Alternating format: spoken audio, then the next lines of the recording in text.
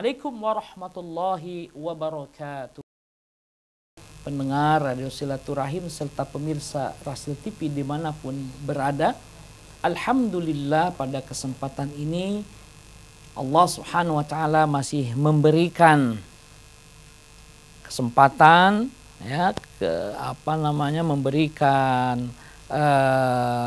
kekuatan untuk sama-sama mengkaji perjalanan hidup kita, ya, karena memang evaluasi terhadap satu masalah itu merupakan suatu keniscayaan. Evaluasi terhadap bisnis itu jelas harus dilakukan, ya. Evaluasi terhadap tijarah, ya, bisnis, kemudian evaluasi terhadap keuangan, evaluasi terhadap macam-macam. Maka oleh sebab itu, kalau itu dianggap penting, maka apalagi evaluasi terhadap amalan-amalan kita, evaluasi terhadap saum kita merupakan satu hal yang harus dilakukan pula. Hasibu anfusakum qabla an tuhasabu. Demikian kurang lebih pernyataan Umar bin Al-Khattab. Count yourself before you are counted, katanya begitu, ya. Jadi hitung-hitunglah diri kalian sebelum kalian dihitung oleh Allah Subhanahu wa Ta'ala. Nah, maka pada kesempatan ini kita akan mencoba mengevaluasi apa dan bagaimana yang telah dicapai oleh kita, ya, dari waktu ke waktu dalam melaksanakan saum Ramadan. Kenapa? Karena ada satu hadis yang sampai kepada kita yang diriwayatkan oleh Anas bin Malik, bahwa Rasulullah SAW tiba-tiba ketika naik mimbar, di tangga pertama beliau katakan amin. Di tangga kedua beliau mengatakan amin. Di tangga ketiga beliau mengatakan amin.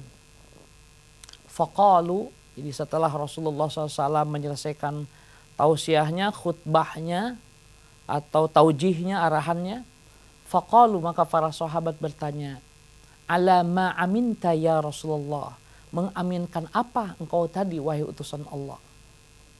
Qala, Nabi menjawab, atani Jibrilu, datang kepadaku Jibril, faqala, maka Jibril mengatakan rogiba anfu atau rogoba anfu mri'in, rumpung hidung salah seseorang, idza dzukirta indahu falam yusalla alaika, ketika disebut namamu namun ia tidak bersalawat atasmu.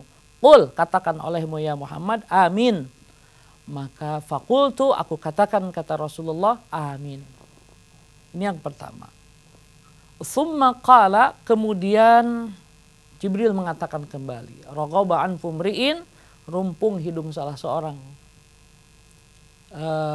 Di situ dinyatakan dakhala alaihi syahru Ramadan, masuk kepadanya bulan Ramadan, tsumma kharaja, kemudian bulan Ramadan itu keluar, meninggalkannya, falam yughfar lahu, tapi ia tidak diampuni.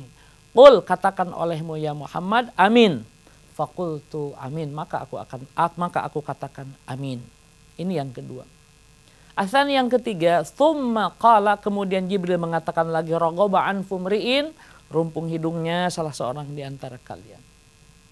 Adraka abawahi au ahadahuma fala yadkhulahul jannata. Seorang memiliki kedua ibu bapanya atau satu di antara keduanya, tapi falam yadkhulahul jannah, tapi kedua-duanya tidak mengakibatkan ia masuk ke dalam surga. Qul, katakan olehmu ya Muhammad, amin. Faqultu amin. Hadza hadisun rawahu Ibnu Abi Syaibah wa fihi Salamah bin Wildan wa huwa dha'if, walakinna rawahu aidan Imam Al-Hakim fil Mustadrak wa qala isnaduhu sahih. Jadi ini ikhwan wal akhwat pendengar Radio Silaturahim serta pemirsa Rasil TV yang sama-sama mengharapkan kemuliaan serta cinta dari Allah Subhanahu wa Ta'ala. Ada satu hal yang menarik dari hadis ini. Yang pertama, rumpung hidungnya alias rugi seseorang yang disebut di sisinya Nabi Muhammad, namun ia tidak bersalawat kepadanya. Kenapa kita harus bersalawat? Karena Allah dan para malaikat pun bersalawat atas Nabi Muhammad sallallahu alaihi wasallam. Innallaha wa malaikatahu yusholluna 'alan nabi. Sesungguhnya Allah dan para malaikat bersalawat kepada Nabi sallallahu alaihi wasallam. Wahai orang-orang yang beriman, bersalawatlah kepada beliau. Nah, dan seterusnya. Ini yang pertama. Kenapa pula kemudian Allah dan malaikatnya sampai bersalawat kepada Nabi sallallahu alaihi wasallam? Kalau kita meneliti beberapa term di dalam Al-Quran pun, kalau nabi lain itu dipanggil dengan namanya, disapa dengan namanya, ya Musa, ya Adam, ya Isa, dan seterusnya. Tapi Nabi Yuna Muhammad sallallahu alaihi wasallam justru disapa dengan gelar kehormatannya. Ya ayyuhan nabi, ya ayyuhar rasul, ya ayyuhal muddathir. Kalaupun dipanggil namanya, disertakan pula gelarnya.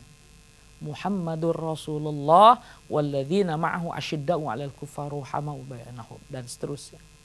Ada apa sesungguhnya sehingga Allah menyapa Nabi Muhammad dengan gelarnya, dengan gelar kehormatannya, sementara nabi lain dipanggil dengan namanya? Ternyata Nabi Shallallahu Alaihi Wasallam, kalau kita melihat perjalanan perjuangannya dalam kitab-kitab sirah, dalam kitab-kitab tarikh, kita akan mendapatkan bagaimana perhatian beliau kepada umatnya. Bukan hanya umat pada masanya, tetapi juga umat setelahnya. Padahal umat setelah sahabat yang hidup bersamanya belum tentu keimanannya seperti yang diharapkan oleh Nabi Shallallahu Alaihi Wasallam. Tapi Nabi berjuang sampai kemudian kita membacanya di dalam kitab-kitab tarikh, dalam kitab-kitab sirah an-nabawiyah.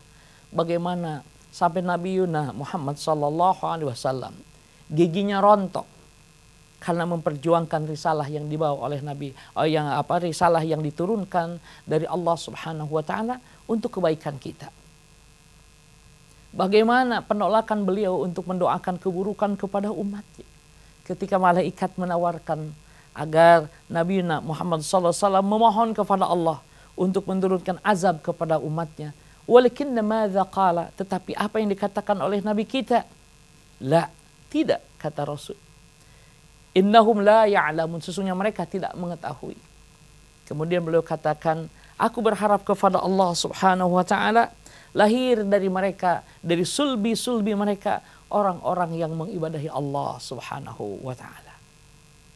Itulah Rasulullah sallallahu alaihi wasallam yang dinyatakan pula, ditegaskan oleh Al-Qur'an, ditegaskan oleh Allah Subhanahu wa taala, innaka la'ala khuluqin azim. Sesungguhnya engkau ya Muhammad benar-benar di atas akhlak yang agung.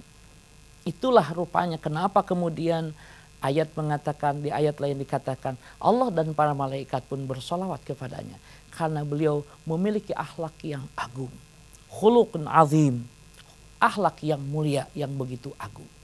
Ini yang pertama. Maka wajar kalau kemudian kita bersolawat kepadanya. Masih sebagai penguatan kenapa kita harus bersolawat. Hina ja'ahu sakratul maut, ketika datang kepadanya sakratul maut. Madza qala? Apa yang ia katakan? Justru ketika diterpa dengan mabuk kematian itu, justru Rasul mengatakan, ummati, ummati, ummati, umatku, umatku, umatku. Inilah Nabi kita. Sampai-sampai ketika sedang sakaratul maut, masih saja memikirkan umatnya, memikirkan kita. Maka sekali lagi wajar kalau kemudian kita senantiasa bersolawat kepadanya. Bahkan ketika disebut namanya atau tidak disebut namanya, hendaknya kita senantiasa bersolawat kepadanya. Karena sesungguhnya solawat itu juga ketika dibacakan oleh kita, ternyata kembali kepada kita sebagai kemuliaan, sebagai kebaikan. Ya, ini yang pertama. Kemudian yang kedua,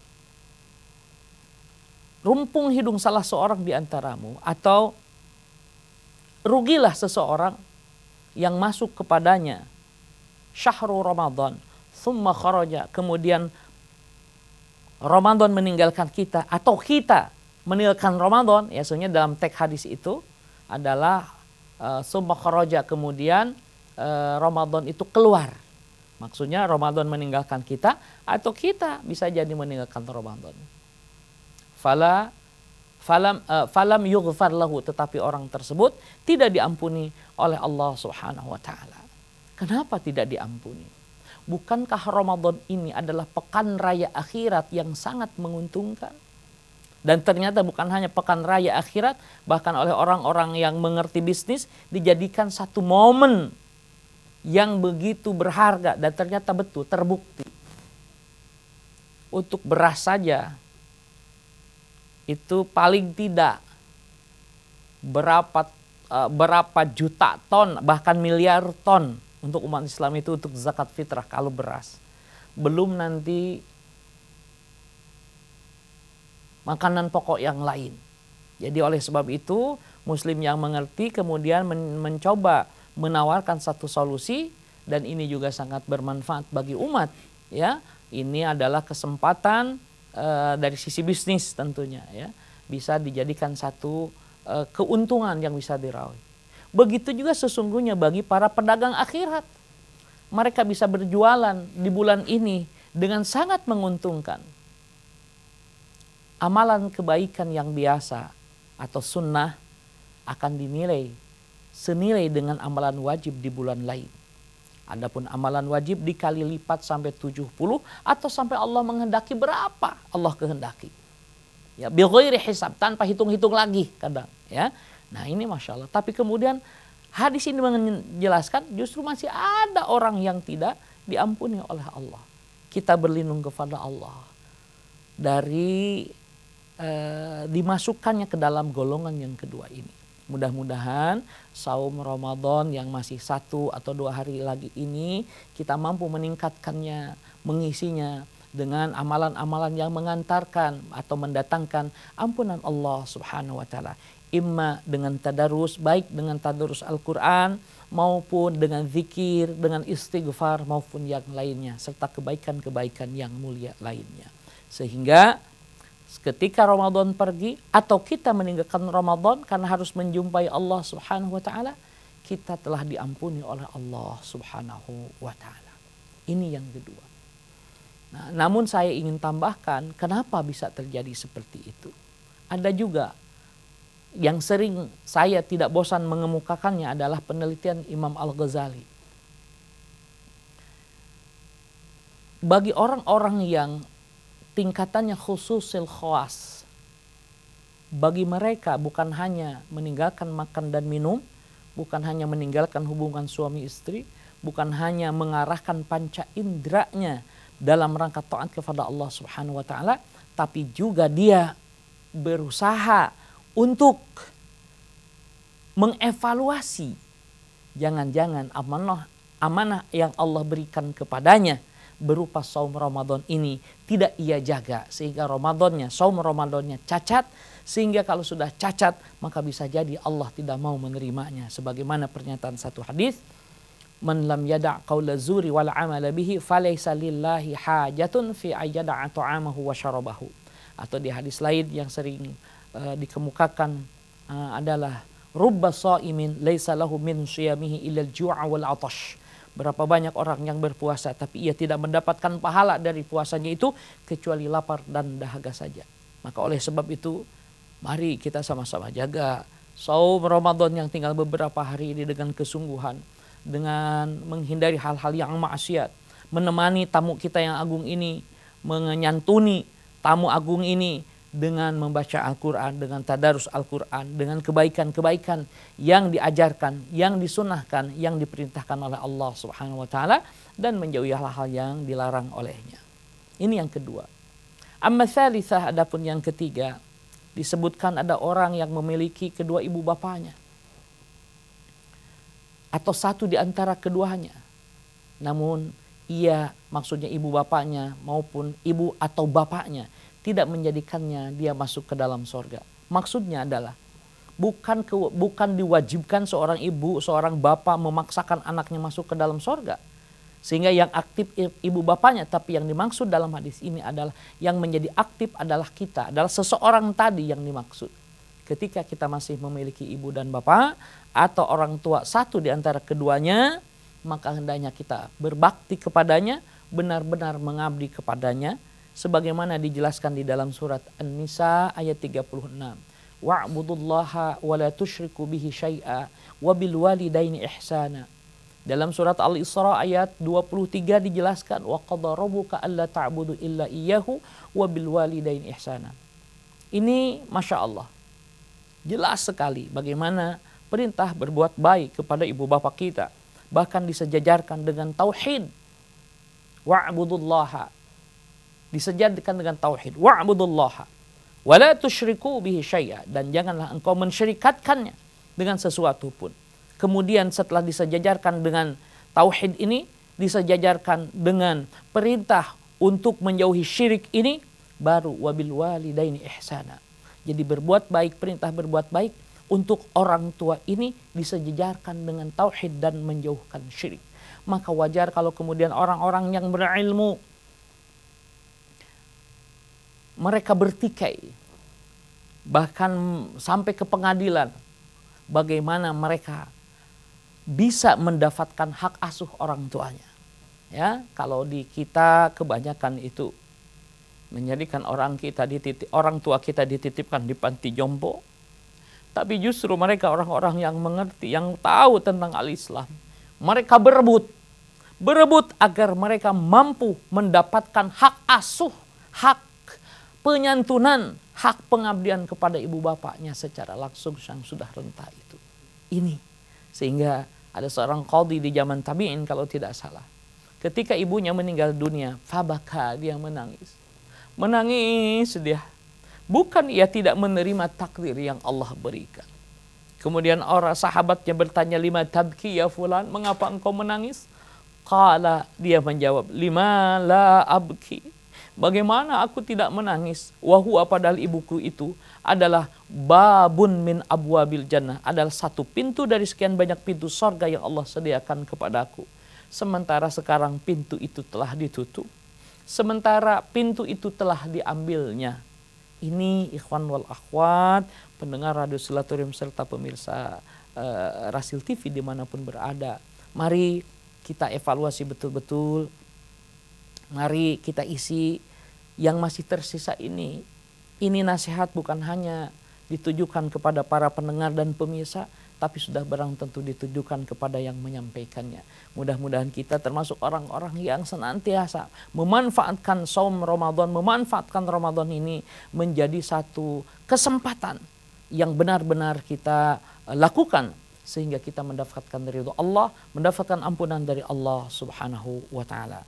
Demikian sebagai pengantar dari evaluasi saum Ramadan ini yang dapat dikemukakan. Wassallallahu ala nabiyyina Muhammadin walhamdulillahi rabbil alamin. Wallahu a'lam bis-shawab.